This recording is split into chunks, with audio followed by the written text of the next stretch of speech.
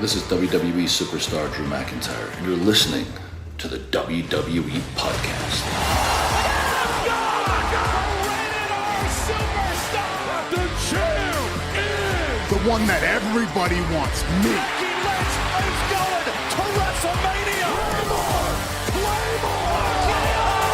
Austin 316 says I just whipped your ass. This is my iron. You're going to acknowledge me. And welcome to the WWE Podcast Mailbag. It is Wednesday, July 19th, 2023. Let's get into those emails.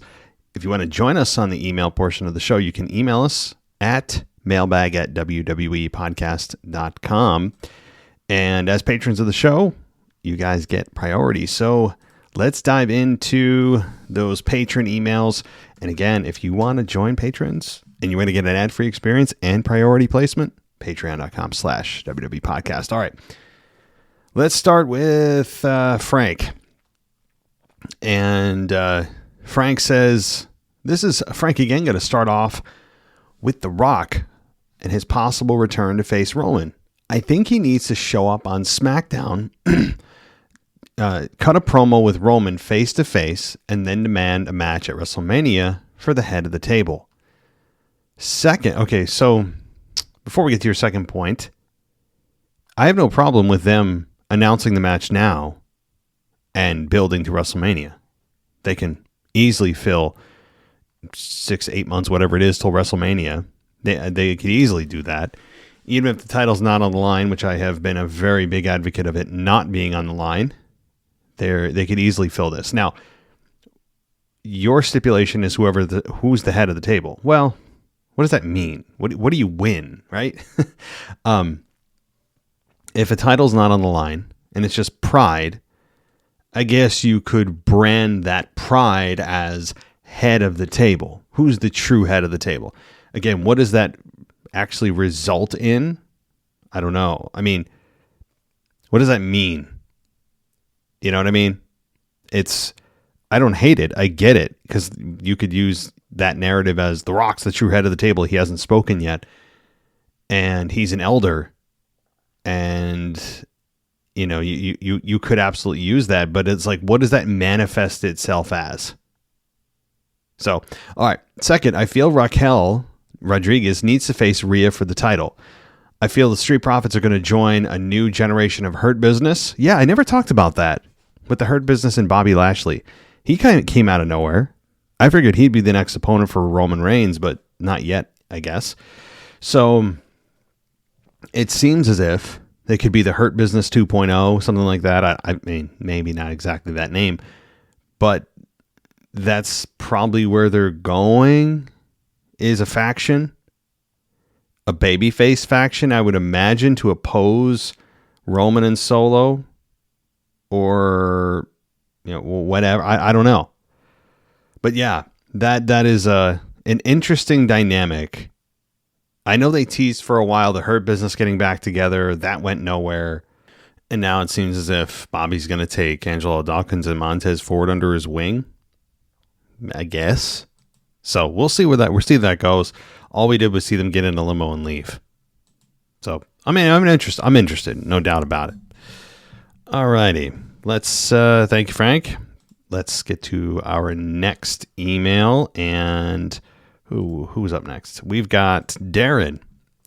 And Darren says, hope all is well. I was thinking of an early SummerSlam prediction and wanted to hear your thoughts. I don't think the match is even official yet, but if we get Asuka versus Bianca versus Charlotte, I think it turns out to be a great match. Charlotte wins, but then Io cashes in her Money in the Bank and wins. This way, Charlotte can say she's a 15-time champion. Something else I could see that's happening, though, is when Io cashes in, maybe Bayley breaks up the pin and to turn on Io. Which one do you think is more likely? Good question. Yeah, I mean, I think we're both on the same page that Asuka as champion it's very ho-hum. Nobody's really inspired or excited about it. I mean, no one hates it. No one loves it. It's just kind of there. And that's weird to say with somebody as talented as Asuka is in the ring, but a lot of it has to do with us seeing the ceiling and limitations of her promos that just aren't there.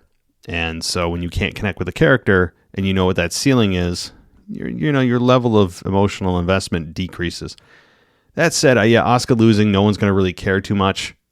Charlotte winning makes sense, but you're right. Does Io cash in and then Bayley turns, or does Bayley not even let Io cash in? I think more likely is that you kill two birds with one stone. Your first scenario is more likely. You knock another number off of Charlotte's reign, so you get her closer to that 16 time. Maybe she can get that at Mania or something. It'll be a special moment, tying her father. And you also have Io win, get the belt off of Asuka, which no one's going to shed a tear over. And I believe it'll be Io's first championship victory, singles championship victory on the main roster. And you also have an immediate opponent, a fresh matchup of Bayley and Io. I really like that scenario. In fact, that's like 4 birds with one stone.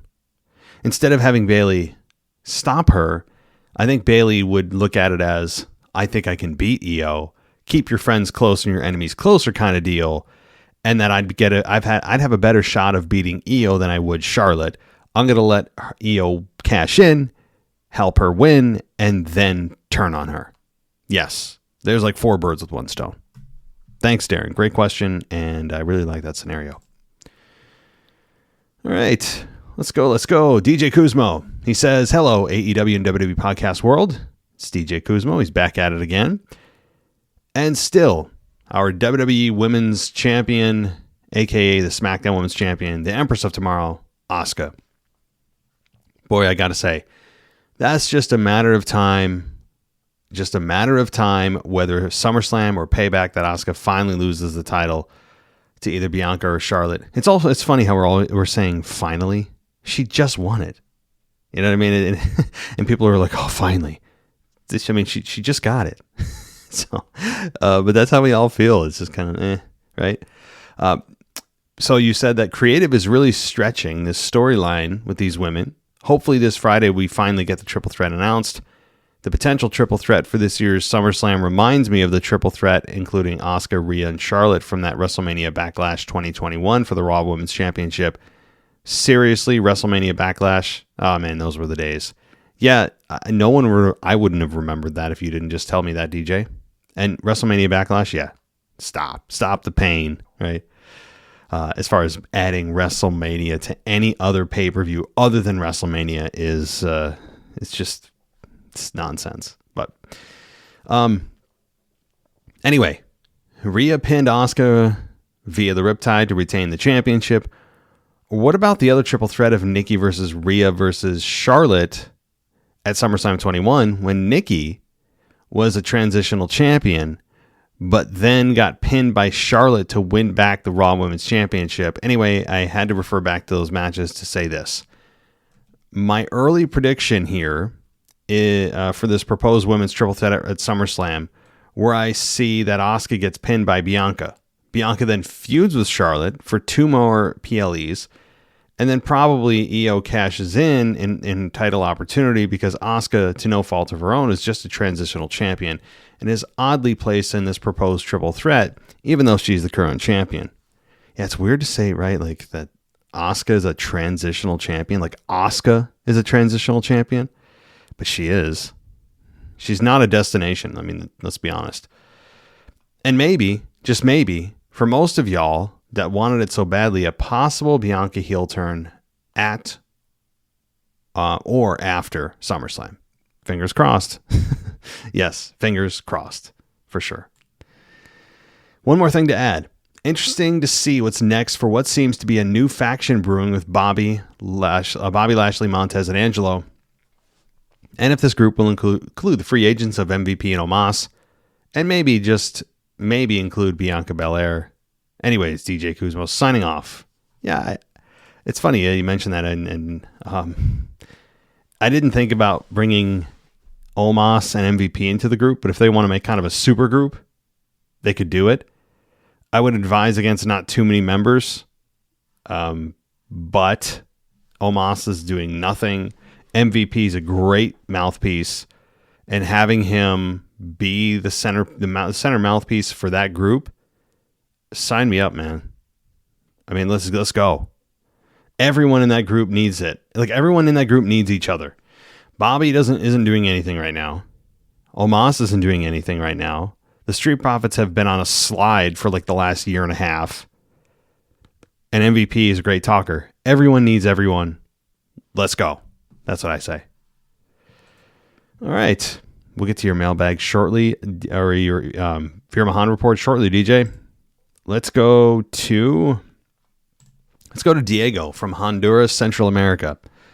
And he says, let me talk to you. Just wanted to share my thoughts on who I think should dethrone Roman. I know you're not a fan of Cody Rhodes, but I truly believe that there will be no one better to do it. He is the biggest babyface on the roster, and he is ready to be the face of the company. He's doing a great job on TV and outside of it. Plus, he has mentioned that the only way to finish the story is to win the WWE Undisputed Championship, since that was the championship his father never won. There is no one else that has a storyline attached to them winning the title, and breaking one of the biggest runs in wrestling history will only make it that much more significant. It's just a fact of life. Yeah, keep up with the good work. Hope your family's well. Have a great week. Well, thanks, Diego. You as well. And here's the thing with Cody. You know, I'm softening up a little bit to him. I never hated him on a personal level, even professionally. I just thought he was miscast and was concerned when he came up, especially when he came back from the injury. He's number 30 in the Rumble and wins the Rumble. That just wasn't thought out well. Bad. It seems very just handed to him. And then he comes out in the suits and he uses big words, all the things that I've said, over the last 6 months. But hey, the crowd continues to chant along with him. I think his music is a big help, but Cody's a very good promo. He is very good in the ring. Feels like a polished wrestler at this point. Very few rough edges. Is he perfect? No, but no one in wrestling, I don't care who you are, is. So I don't dislike Cody Rhodes doing it. I really don't. I don't have the same anger towards Cody that some may think. Is he the perfect babyface for my taste? No, but I understand why people love him. And he's tolerable. He's enjoyable to watch. He's just not someone that I would sit there and go, yay, my hero. I think sometimes he's too transparently pandering to the fans, telling us on Raw, for example, oh, he loves us and enjoy the night, and he's just like one of us. Stop, stop the pain. That kind of stuff is what I don't like, but some people don't care about that, and that's cool. It doesn't change the fact that he stands head and shoulders above a lot of other guys, and he continues to get monster reactions. So I wouldn't hate if Cody is the one to beat Roman. I really wouldn't. And here's the funny thing. I don't think WWE even knows who this person is. Who that person is to dethrone Roman. Anthony DeMarco and I talked on the current state of WWE this past week, and we kind of landed on the fact that, or I did anyway, I don't want to speak for him, that the run that Roman's having is ultimately, I think, going to be about the run and not the person who beats him. I think that because at this point, you're building up to such a high expectation and building to an individual that is going to have to check so many boxes it's unrealistic, that you worry more about the legacy than you are the person that ends it and that stops the streak. Sure, it'll be a big moment. It'll get social media buzzing. But at the end of the day, what are the documentaries going to be about? What's the conversation going to be about? Ultimately, as time goes on, it's going to be about Roman's legacy, who he beat over those X amount of days, when it could have ended, who they should have ended it against, and some of his best matches over that run. I really think, while again, in the moment, we're more worried about the person that ends it, I think the focus really should be on his body of work and the storyline over these many years. And again, we're still in it, rather than building to this person that is supposed to be picture perfect, unrealistic standards, got to be young, up and coming, the next Austin Hogan or Rock, just completely is a polished guy that you can use to springboard their career to the next level. Right now, there's nobody on the roster like that. Again, my pick would be Gunther. Cody Rhodes is a suitable choice as well, among others. Even Seth Rollins. I've said that before. Seth Rollins could, but the argument is, well, Seth is a made guy. So there's that. Seth is not really he's not the green guy anymore by any stretch. So anyway, thanks for that, Diego. Let's get to who we want to get to. Mason. Mason says, let me talk to you. You guys love LA Knight. I love it. So first, hold on. I'm not going to swear here. It's just, I'm trying to make sure I'm reading it correctly. Do you know what happened to Dakota Kai from Damage Control? She hasn't been on TV in a while, even though Bayley and Io Sky have. I believe she's injured, if I'm not mistaken. I think Dakota Kai is injured. Second, just fantasy booking, but what if Jay versus Roman happens? Then after Roman wins, he's like, you will never be the tribal chief and all that BS. And then The Rock comes out in a black hoodie. Everyone in WWE seems to own, comes into the ring, rock bottoms Roman, takes the hood off and says, who's the tribal chief now, or something like that. Yeah, here's the thing though. I don't think The Rock would do the black hoodie deal like Sami Zayn did after he was kind of like the rebel in disguise. He's like the shadow man in the night attacking the group. You know, that I don't think that suits The Rock. You want to do the full entrance. You want to do the pop in circumstance. You want that moment. You want it as much of attention on it as possible. You want the full entrance of The Rock. I understand what you're saying, but when they first meet face to face, you want it as long and drawn out as possible. You don't want this kind of surprise Rock's in a hoodie. What? No, you want if you smell, you want that. So I don't dislike it if that happens along the way, but you don't want it in the very first confrontation with these two. Third, this week's question for the listeners. If you get to add the stipulation to Brock versus Cody at SummerSlam, what would it be? That's all I got. Talk to you next week. Thanks, Mason. Good question. So everybody, if you could add a stipulation to Brock versus Cody at SummerSlam, what would that stipulation be to you? Great question. My answer? 3 Stages of Hell. Big fan of it. The only thing is it's a bit predictable in that 99.9% of them, not all, but the vast, vast majority, all go the 3 falls. It's just a matter of who wins the first. Whoever wins the first is going to lose the second because you know they're going to get to a third. Outside of that, I like the psychology. One of my favorite 3 Stages of Hell matches of all time came in, 2002? Between Stone Cold and Triple H, when it was revealed that Triple H was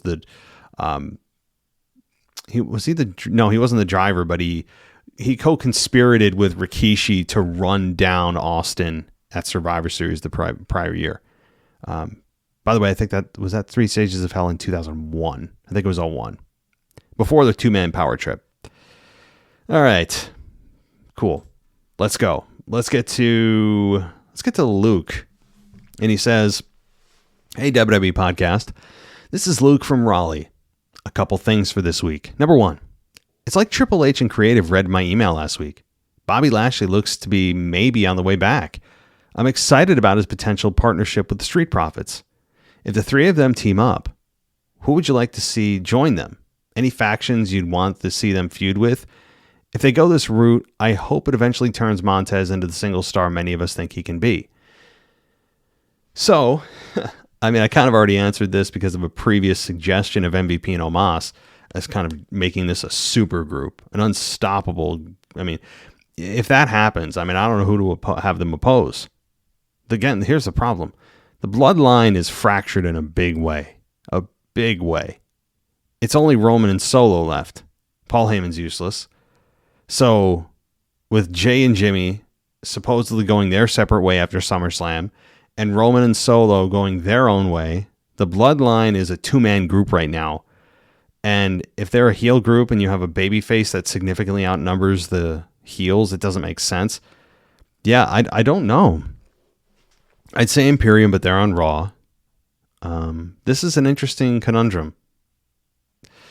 But as far as Montez turning into the single star, yeah, we've been talking about that here on the show, and others as well have been on other shows, of Montez being that breakout star, and he is. And, it seems as if they're going to double down on not giving him a singles push, because they're seemingly going to be putting him in not a tag team now, but a group. He's going to be part of more people instead of fewer. So eventually, look, Montez, I think, will be a breakout star. I think it's just a matter of patience and timing. Number 2, WWE must be really high on Grayson Waller. Cena, Edge, and now letting him directly bring up The Rock in a promo. Who should his first real program be with on the main roster? Yeah, it is very telling that they allowed Grayson Waller to bring up those 3 men, consecutively. But as I look at the SmackDown roster, I have to pull it up to come up with somebody. You could do AJ Styles. There's a guy. He's already had his quick match with Edge. I think that's kind of a one and done. Austin Theory doesn't make sense. They're both heels, and Austin Theory's got his hands full with LA Knight. I think AJ Styles is a nice landing spot. How about that? Okay. Thank you so much, Luke. And let's see. A couple more. Let's get to Rebecca. Rebecca says, one thought on Money in the Bank, even though it's well over. If only Becky Lynch had been handcuffed to Trish Stratus, that would have been more magical in my opinion. Yeah, certainly that could have been a finish, but I guess they that was kind of a missed opportunity. And I see what you're saying. And it's just I'm trying to wrap my mind around Money in the Bank. It feels like 100 million years ago. So, also, this whole thing about WWE stars showing up in NXT. I've started following the storylines of NXT thanks to that. So it's making a great marketing ploy. What do you think about Dirty Dom's future? I don't feel like he has the skill set for WWE. Or do you think that's just the way he's being portrayed? I hate to see him leave WWE for NXT simply because I love to hate him. I'm a fairly new fan of WWE, and I love all the angles of pro wrestling, the characters, the marketing, the athleticism. It's great. Well, that's awesome, Rebecca, that you are, number one, a new fan. I don't talk to many new fans. So it's cool. You get that fresh perspective. What's that person thinking? Most fans that listen to wrestling podcasts, are seasoned fans. So it's cool that somebody brand new with a fresh set of eyes is coming in. That's very awesome. Very, very cool, Rebecca. So welcome to the show. Welcome to pro wrestling. And by the way, don't let your friends make fun of you for being a wrestling fan. It kind of comes with the territory, but it's easy to rebut. So, all right. So first of all, and I mean this very seriously. I don't mean this in a facetious or condescending way. NXT is WWE. So if you're a new fan, maybe you don't know, maybe you're not aware, NXT is part of WWE. So NXT is it's kind of the in-house developmental for WWE.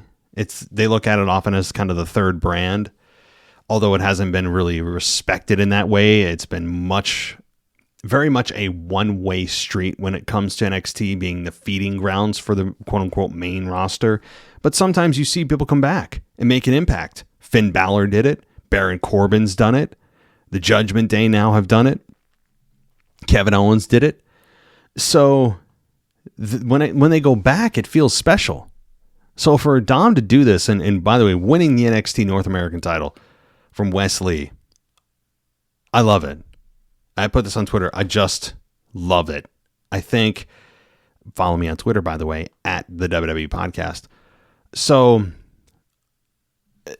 look, Dirty Dom name another heel, a bad guy in WWE that gets as negative of a reaction as Dom does.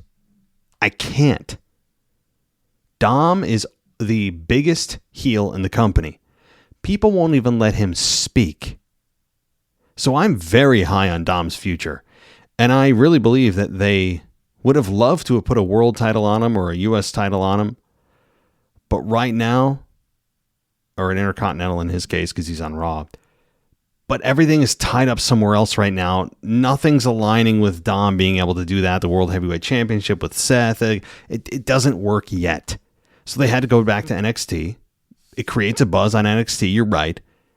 It brings fans that are just watching the main roster that maybe don't watch NXT and encourage them to watch NXT. So I like that. You're right. It is marketing, but they're a business. Good for them. They should do that. And people are now tuning in to see that match. And I like it. I think Dom as champion it's a match made in heaven. People already hate him, and that's a good thing. And to put gold on a guy you already hate, or a gal that you already hate, it just intensifies the hatred. It makes you want to see somebody come along and beat that person even more. So I love this. I have no problem with the way he's being portrayed. He absolutely has the skill set. Is he completely polished? And at times, does he feel like he's overwhelmed by the moment? Sure. He's had that, but he's getting more comfortable in his own skin by the week. And the magic that he has with Rhea Ripley right now is hard to duplicate. I think he's more than ready for the main roster. Is he ready for the main event? I don't know if I go that far, but in ring, I've got no problem with him. He may look like he's, a senior in high school, but he can go and the people hate him. And that's honestly the most important part. So, yeah. Well, welcome to the crazy world of pro wrestling, Rebecca. Enjoy it. All right. Let's get to Chandler. And Chandler says, "Hey, WWE Podcast. I'm one day removed from Raw in Atlanta, and my throat is shredded. I haven't listened to the Raw review yet, so I don't know if you have any comments in the crowd, but I thought we were pretty good, but that's just bias. The night started... Well, no, you guys were really good. No, I enjoyed, definitely. The night started with two main event matches, Apollo Crews versus J.D. McDonough and Riddick Moss versus Akira Tozawa. Do you mean Riddick Moss or... Yeah, so, Riddick Moss obviously has become Madcap Moss, so I'm not sure. Maybe he is back to Riddick. So, Apollo versus JD was actually a very entertaining match, and, of course, the Riddick Moss match was a snooze fest. Well, that's, I do believe Apollo and JD was good, and the Riddick and Akira Tozawa, I mean... Zero build, zero investment, just kind of getting minutes in front of the crowd. It's hard to get invested. And it's up to the talent to put on a great wrestling match to get people involved. And disappointing to hear. But, okay. They kicked off the show with Cody, which was a good choice because he's the hometown boy, and the crowd went absolutely crazy. But it's hard to care when this is just the same thing every week. Brock attacks Cody, and that's it. Brock never says anything. I understand he's not that good on the mic, but how hard is it to cut a simple promo that anyone else can put together? Okay. I really don't want to go off the deep end on this. Brock found his voice when he was a babyface. He could easily translate that. He's an intelligent human being to a heel Brock. He doesn't really particularly care anyway. I mean, he shouldn't worry about embarrassing himself, which he's not. But it's not like when he was in 2002, 2003, when he was, just getting his feet wet. He was worried, very nervous on the mic. He doesn't care anymore. So I don't want to hear that as an excuse. And again, anyone could cut the promos that I'm asking for. The bar that I'm asking for is so low. Anyone listening in the sound of my voice could cut them. What I mean is just give us reasons. Even if they're stupid, at least it tells us that you cared enough to tell us why. Yeah, and I agree. It is getting a bit formulaic. So, anyway. All right, let's see. We got Riddle versus Gunther was short, but always entertaining. Those chops were horrible in person. Everyone was grimacing at everyone. Of course, we booed Dom, and that's always fun. And it was exciting to hear there was going to be a tag team title match. The Viking Rules match was surprisingly very good. One of the best matches of the night. Very hot crowd. That's interesting. Because that was not a part of the Hulu version of Raw. So that's interesting to note. Shayna and Nikki Cross, what can you say about that? I don't know why they had a match when they could have just done the promo, but the Ronda promo didn't seem as bad as usual. I don't know if it seemed better because I was in person or what. Yeah, I'll give you that. I mean, Ronda Rousey, as awkward as she is, the content of her promo was okay. The delivery, she needs to slow the hell down. That would not. She's always had this thing too. Not only the stupid side smile that she does, or it's kind of like Becky Lynch pucking up her lips every time she finishes a sentence. There's one that you'll never unsee. But it's Ronda with the stupid side smile. But also, she's had this problem of not speaking loudly, clearly, and slowly, and it's been a problem for a while with Ronda since she debuted in WWE 5 years ago. So it's been an issue. But as far as the match goes, I don't mind Nikki getting minutes or seconds in this case in front of a crowd.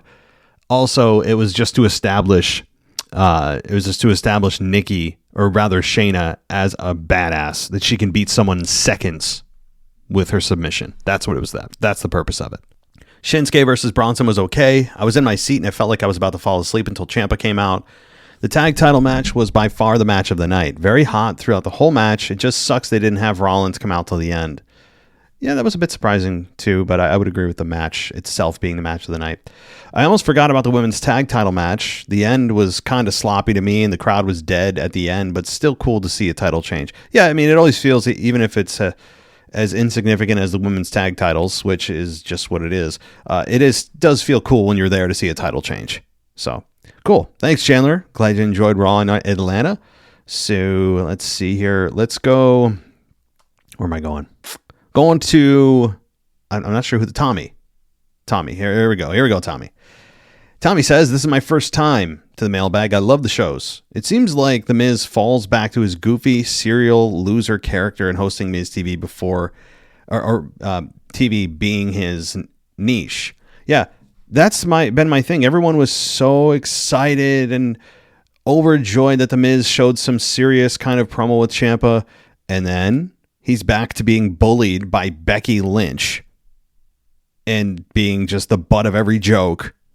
The tiny balls come back, all the nonsense, all the sophomore humor. It all gets undone so quickly, and that's why I tweeted it out, and people are coming at me, and I said, look, The Miz is capable of having a serious character. The problem is there's 5% of that and then 95% of this.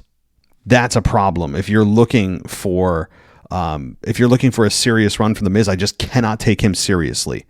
He's been in WWE since, 2004 with the whole hoorah thing on SmackDown. Remember that? And since that time, he has shown nothing to me that would on a consistent basis show me he can be a serious character. He is perpetually the butt of a joke on the Miz TV platform, primarily. So, all right. So I heard you mention the statistics, that he lost 994 matches thus far. An easy creative direction for The Miz. I would take him to 997 and 998. Then have a superstar make mention of the big 1,000 losses for Miz, and then proceed to beat him so he falls onto 999 losses. Then Miz should defeat this blemish and stain on his legacy throughout the entire 2023 until it becomes a mini streak other superstars want the rub from. It could climax in Miz going for a title shot and his streak ending and taking his 1,000th loss or winning the world title. It would be a contrast to Roman's 1,000-day run. Maybe it could reestablish Miz for another year and actually give him some interest to his stale persona. So the problem with this is WWE never, ever, ever, ever, ever, ever, ever mentions wins and loss records. They may mention, oh, it's a rubber match, they each have a victory, but it's on a very, very small scale.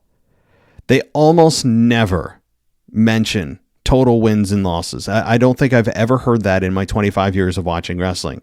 Never. So that, while I'm on board for doing something for the Miz's character to make him interesting and not just formulaic every week, I don't think they'll do it because it's never been done. That's a bad reason, I should say.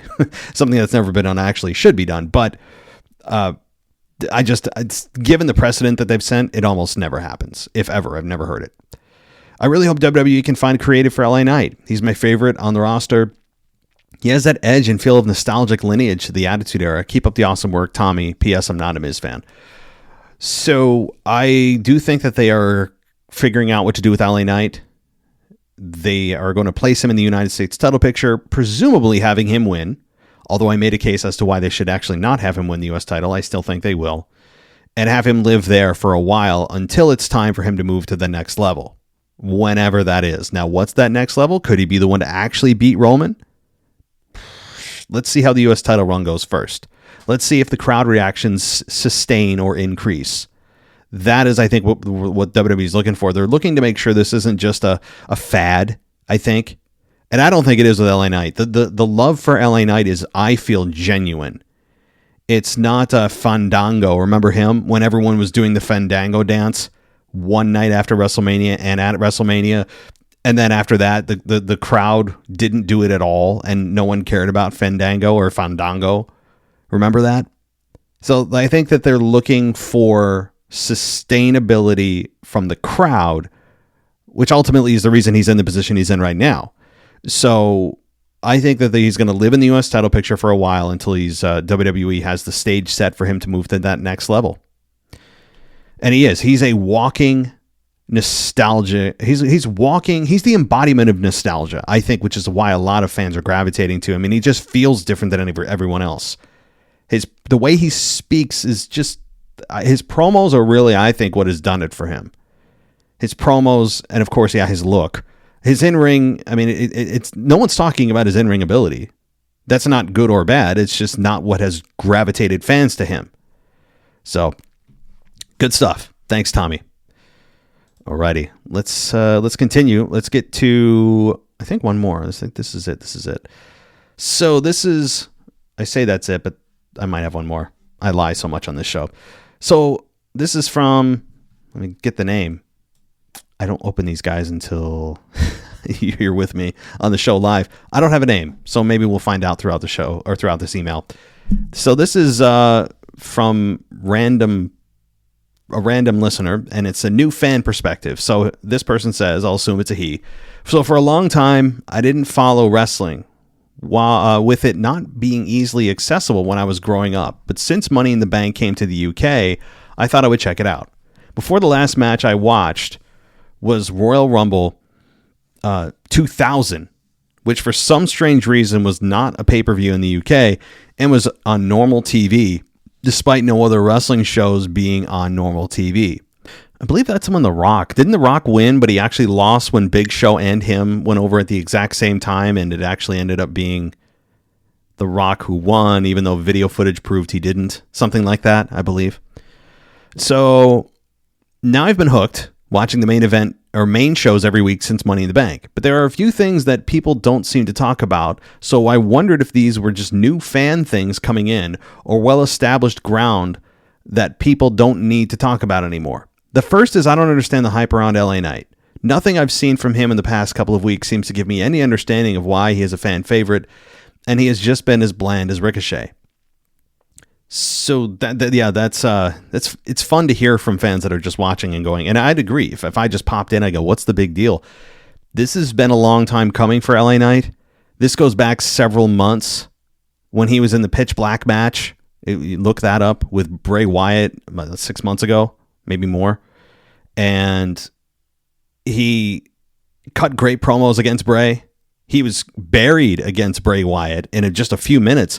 But the fans have gravitated to him because he feels like a throwback to the Attitude Era, I think, in part.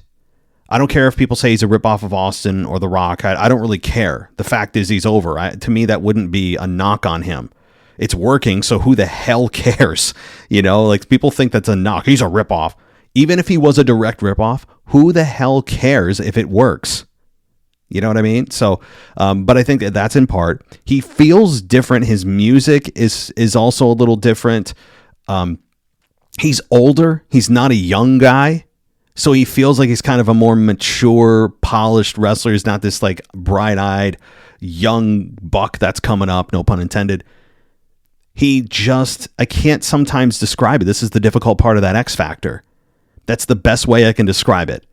And I think also with WWE not getting behind him, the fans like to sometimes go against the system to tell WWE what to do.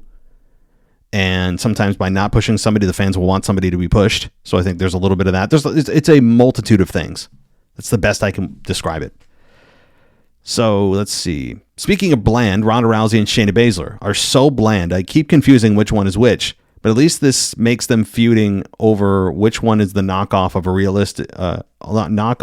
realistic feud, because I can't tell them apart. You can't tell the Ronda Rousey and Shayna Baszler apart? I mean,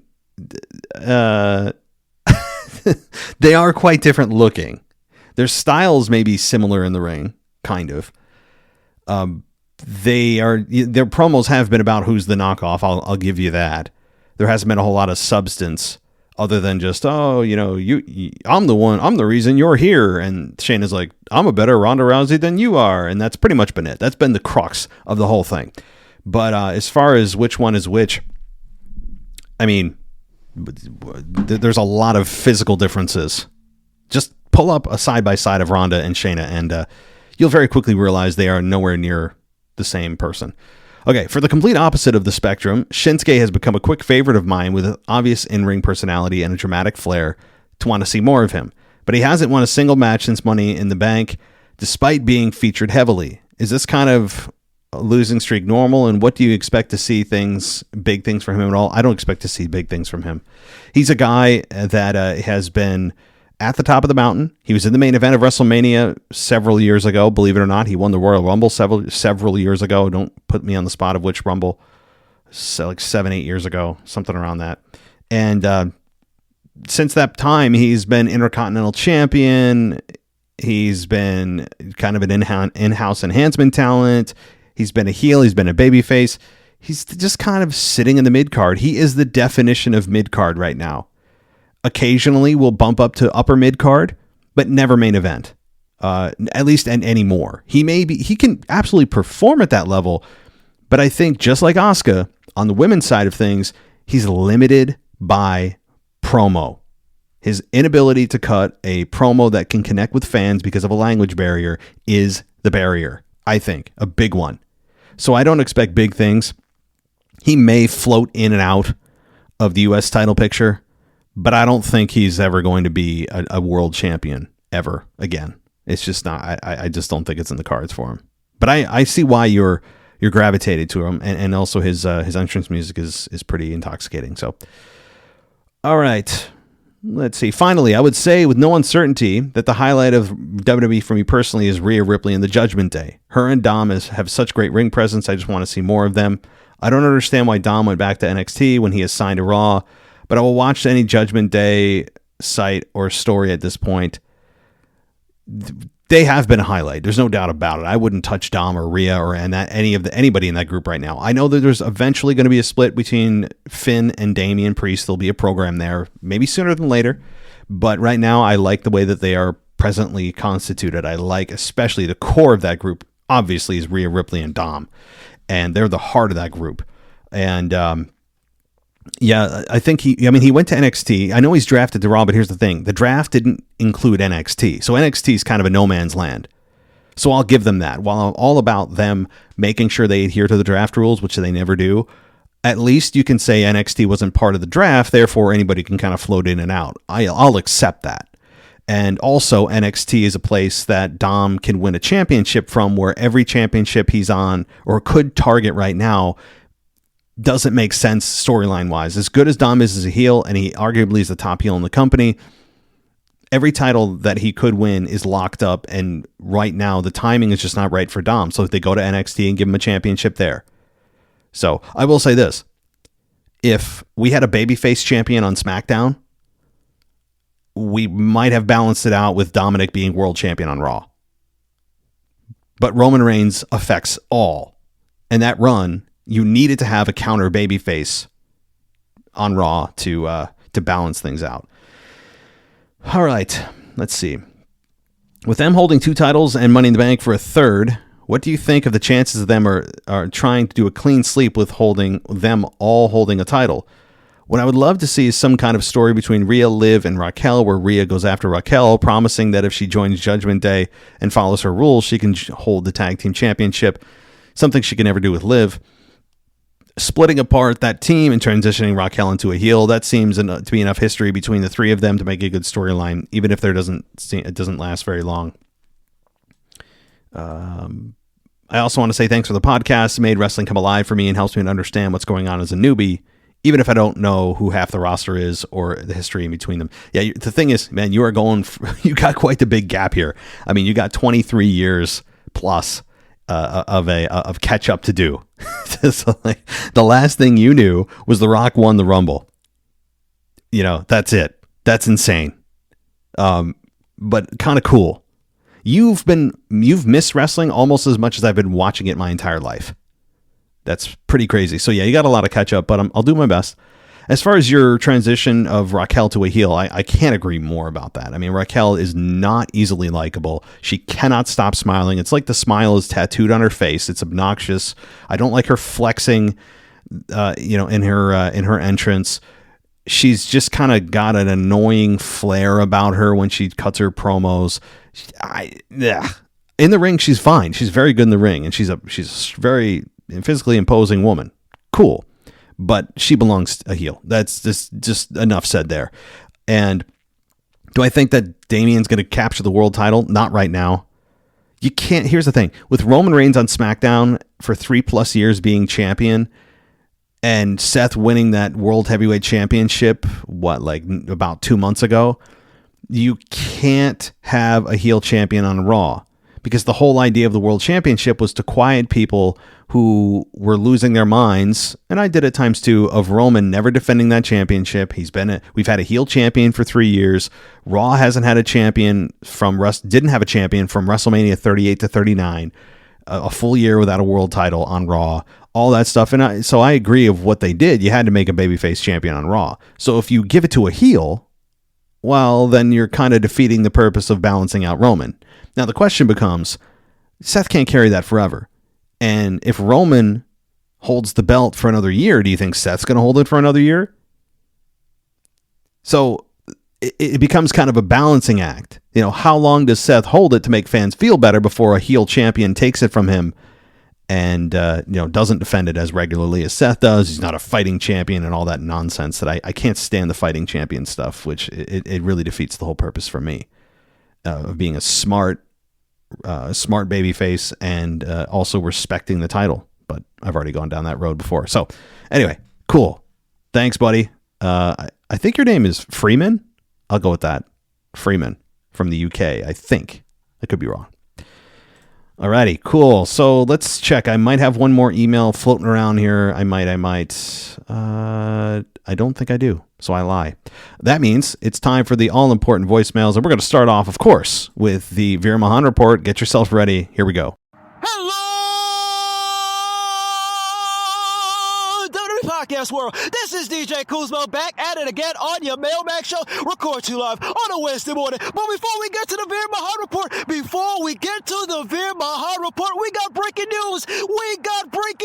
Oh my goodness. None other than Dominic Mysterio, Dirty Dom is the new NXT North American champion. Last night on NXT, we got to see the shocking finish that Dominic Mysterio is finally a champion in the WWE, as he is now the new North American champion. So now, what is the future of the Judgment Day? Does Damian Priest also eventually go after the gold? Does Finn Balor somehow defeats none other than Seth Rollins at SummerSlam? Whatever the case may be, this is freaking awesome. Now that Dirty Dom, one of the most over heels in the company, is now a champion, the North American champion. I can't wait to see what happens at SummerSlam. But folks, this is not a SummerSlam prediction show.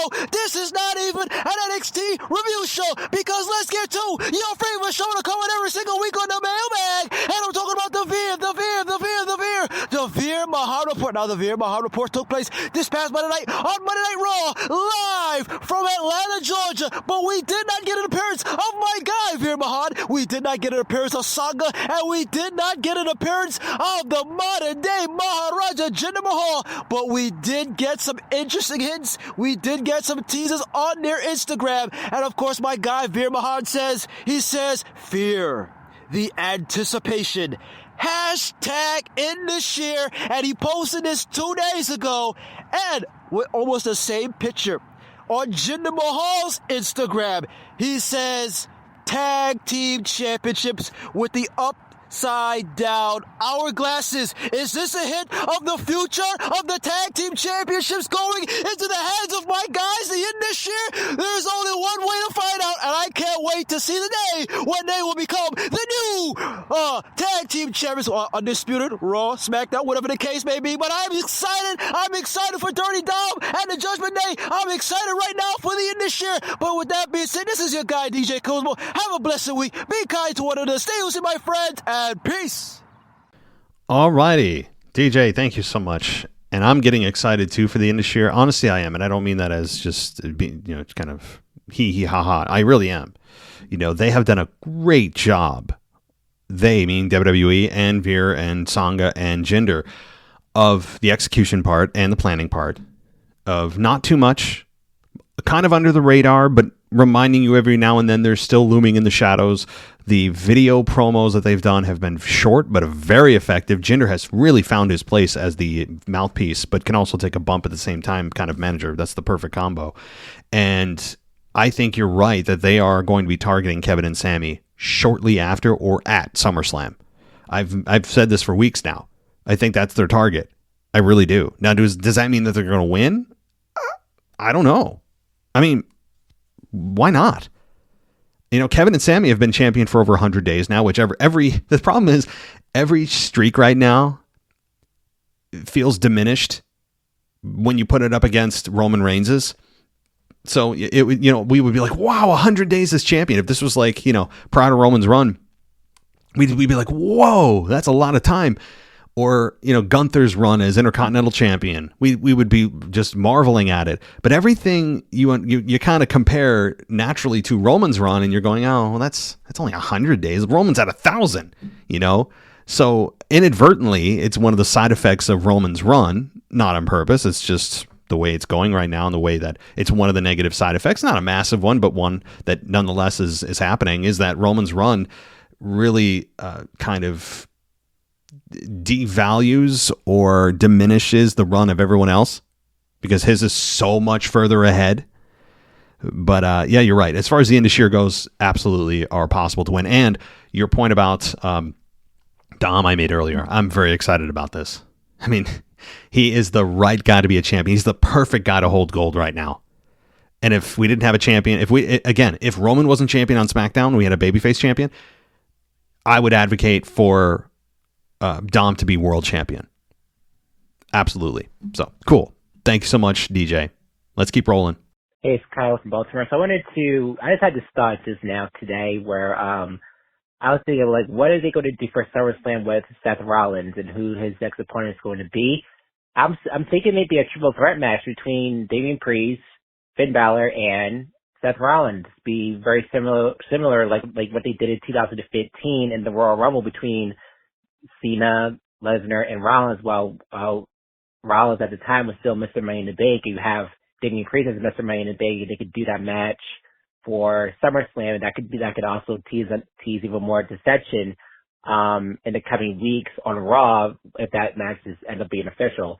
I don't know, I just had that thought just now, thinking that could be something intriguing, something I kind of want to see and see how that's going to transpire for the World Heavyweight Championship match, between a triple threat match with those three men, and see how that's going to play out on TV if they officially make that a match. But what do you think about that? I guess it's just an idea, but Rollins has been feuding with the Judgment Day. I think it's going to lead to that. Maybe not another singles match with Balor, but probably a triple threat match involving Damian Priest. So, what are your thoughts on that? But that's it. Thanks for calling. Bye. Kyle, so I like your idea. It's very solid, and I think that the tensions between Finn and Damian are, right now, they appear resolved. It appears all's well, but that's usually when it's the calm before the storm, right? And I think that things are going to explode between Damian and Finn, maybe as early as SummerSlam, but maybe afterwards, like you said, if they want to do a triple threat. But the thing is, Damian Priest is Money in the Bank winner. which means him getting involved in a triple threat, I don't want to say defeats the purpose, but why would he do that when he could just cash in at the easiest possible moment? Or maybe they have him still compete. It's not that he's exempt or barred, rather. Damian is not barred from regular championship matches. He's not, he's not being prevented from doing that if he wants to, quote unquote, earn the opportunity in some kind of tournament or something, or just in a number one contenders match. But he is by default at all times number one contender. And for him to compete in a triple threat match, unless he actually uses that to cash in and create a triple threat, which maybe that's what you're proposing, is that it's Finn versus Seth, but then Damian, just like Seth did to Brock and Roman at WrestleMania 31, makes it a triple threat, albeit very brief, and he comes in when everyone's exhausted and beat up. That's very possible. Absolutely. But for Damian to just get involved in a normally earned opportunity to create a triple threat, but he's also Money in the Bank winner, doesn't make sense to me. It seems duplicative. But hey, maybe you're right. I think that this Finn and Seth thing could go beyond SummerSlam. People love them together. And this would be their second match in a row, so I don't think there's a problem there. Once you get to 3, people start to get a little bit antsy and go, okay, I'm ready to move on. But they work so damn well together. Their promos have been outstanding. So why not keep it going? You got a good thing. Add Damian to the mix, and then you've got a split of Damian and Finn, and then you got a babyface Finn Balor. So good stuff. Thanks, Kyle. Let's keep it going. Hey everyone, it's New York Kyle again, back at the Corrugator Report. Small one this week. Cora didn't have a big role this week, but next week she will with a big match. So this week on NXT, they showed Dana Brooke and the new girl, Kalani Jordan, who I guess are kind of like a tag team now. Kalani Jordan, the one Cora beat last week, the new girl. Her and Dana Brooke were kind of having a training video. It was weird. It was cringe, but whatever. It was stupid. They had a training video, and Kalani was saying she learned a lot from Dana Brooke, and Dana's like, we're just getting started. We're a tag team now, pretty much.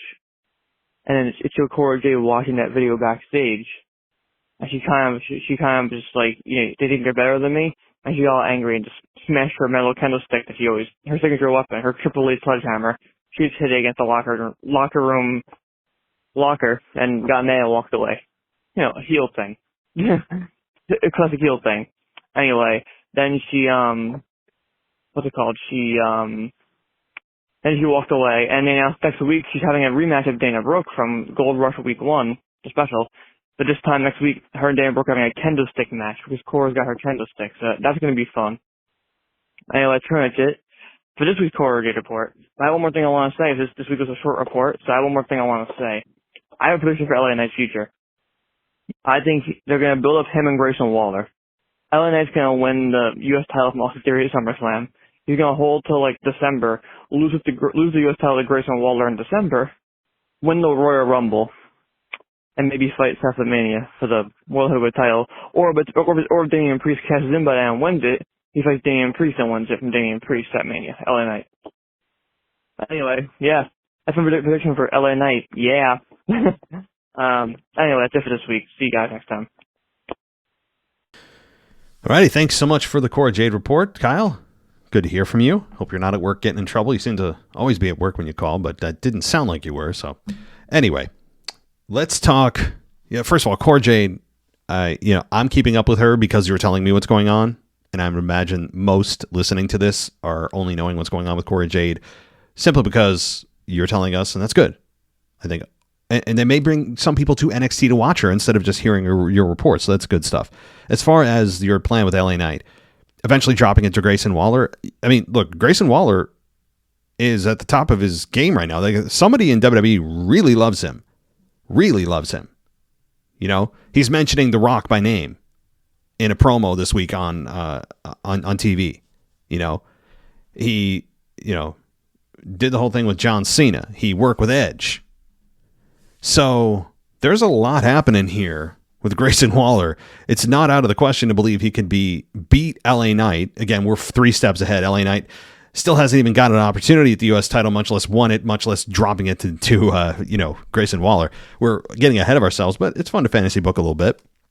And it's plausible, 100% plausible, given especially how they view Grayson Waller, clearly working with top talent, mentioning even top talent that eventually may lead to a Rock being a guest on the Grayson Waller effect. I would imagine that's where they're headed. We'll see. Maybe it'll be the Rock on the Grayson Waller effect at SummerSlam. Maybe that could be it. I don't know. But again, we shall see. But eventually, yes, LA Knight winning the Rumble. I would say LA Knight is a favorite already to win the Royal Rumble. Already. I think he's a very heavy favorite. And I think the fans will be all on board for that. All right. Let's go here. I think we only have one more voicemail. Short on the voicemails, long on the emails. But let's get to, and I'm going to guess this is Justin from Maryland based on the fact that it looks like whoever it was got cut off. But maybe I'm wrong. However, let's take a listen. Alex, the French guy here, your current European champion. Wanted to address the situation of the WWE right now. In a general mood, I like the shows, I like the feuds, but I wanted to highlight a fact that I noticed myself about the storylines. Let me begin. You see, during the last WrestleMania, one of the main events, of course, you had Cody Rhodes versus Roman Reigns. But the first one of the night one was the Usos against Sami Zayn and Kevin Owens, in a way of ending the feuds between Sami Zayn and the Bloodline, all right? This was a highlight of the storyline, high point of Bloodline storylines, and good point for Sami Zayn and Kevin Owens. But I find it right now that they are beginning to be stable in terms of storylines, you know? Like, I don't know where they're heading. And I have the fear that this problem will occur the same way it did with Sami Zayn and Kevin Owens, that it will with the Bloodline. Right now, we are in a highlight of the storyline of the Bloodline. Roman Reigns and the rest of the Bloodline, Solo and Paul Heyman against the Usos in a general way. All right, Jay is against the Bloodline, and Jimmy is out of the way, but he will come back sooner or later. But what I mean by that, what's after that? Because let's say, all right, you will say to me, all right, Cody Rhodes will dethrone Roman Reigns and everything. That's not the solution. We all know that Cody Rhodes could be a very good, he will be a good champion, you know, but he's not the one to try to destroy Roman Reigns, you know. All right, Solo Sikoa, but I mean, you really need to build up a banger of a storyline to dethrone Roman Reigns, because we are in the point of the storyline is so great. What's after that, you know? I mean, there is a solution which we all dream of. You, Matt, the first one, which The Rock, of course. However, this is a dream, man. Like, I don't want The Rock to, you know, as you say, challenge Roman Reigns for the titles. But involvement of The Rock, I think, could very revamp it. Right now, it's in a high spot, but I mean, like, in 2 or 3 months after SummerSlam, it will be in a low spot. I guarantee you that. So, what's in it for WrestleMania? That's my question about the Bloodline in general. And for Sami Zayn and Kevin Owens, I don't know where they're going, you know? It's interesting, but, you know, the tag team titles, it's nice, but, you know, I don't see other tag teams being that relevant against them. All right, Alex, you are not Justin from Maryland, so I lose. However, you bring up some good points about the fact that things feel like they are a little bit unpredictable right now. Not everything, but some things. More things than usual, and that's a good thing, usually, because so many fans complain about, oh, it's so predictable, right? Which sometimes is not fun. However, right now it does feel like it's a bit of a transition, particularly SummerSlam. You have some programs probably ending, some programs starting. So as far as Roman Reigns goes, though, you're right. Jay's probably not going to beat Roman, even if the terms of what is it, rules of engagement this coming Friday, tomorrow night, are going to be outlined that Jay challenges Roman for the title. Jay's probably not going to win. Probably not. Very unlikely. Because Roman Reigns, look, still has some tread left on the tire as a heel and as champion. I think that if The Rock doesn't show up, and even if he does, it's not going to be happening at SummerSlam. It's not going to be happening at Survivor Series. It's not going to be happening at the Royal Rumble. It's going to be hey, we're going to build this mother effer for 6 months, and then you're going to get the match at WrestleMania, which I'm fine with. But the thing is, Roman needs opponents in between now and Mania. And those people could be Bray Wyatt, Randy Orton. I think those two are top candidates to challenge Roman. Even Edge, I guess, could again. Presuming there's no trade or somebody coming over from Raw. That to me is a very likely. Or LA Knight again. LA Knight could. It's a very interesting WrestleMania. If Rock and Roman's happening, LA Knight's not going to be winning the Rumble to challenge Roman. He could win the Rumble to challenge the world champion on Raw. That's possible. So that's my thinking, is that in between, as you look at the roster, I don't know if Solo is going to defect yet. He's in the cards, yes, but I don't know if it's time yet. We'll see. I think Randy Orton is a very high candidate, as well as Bray Wyatt, even though Bray Wyatt is MIA and he has proven yet to have a good match. He's had one match since he returned last year. One. So it's concerning, but people would still pop for it. And you'd be there more for the promos and the story than you would the match. So, yeah, I think that's probably where they're headed. Thanks so much, Alex. Thanks so much, everybody, for listening. You guys make this show what it is. Please go ad-free if you want to support the show, and you get an ad-free experience too. You don't have to skip through the ads or cuss at your phone and saying, oh my God, another ad, right? You can just get rid of them completely for $1 a month over at Patreon or Apple Podcasts. There's an ad-free button there, or WWEpodcast.com, or you can go to WWEpodcastshop.com. Follow us on Twitter too at wrestling_audio. And that's it. I think I'm done for the week. So I'll be back Sunday with your weekend review. Until then, guys, take care. I'll talk to you next time. Thanks for listening to the WWE Podcast. Don't forget to subscribe on your favorite podcast app so you don't miss a show, or head to WWEpodcast.com. And for all of these shows ad-free, head over to patreon.com/WWE Podcast. Until then, we'll see you next time.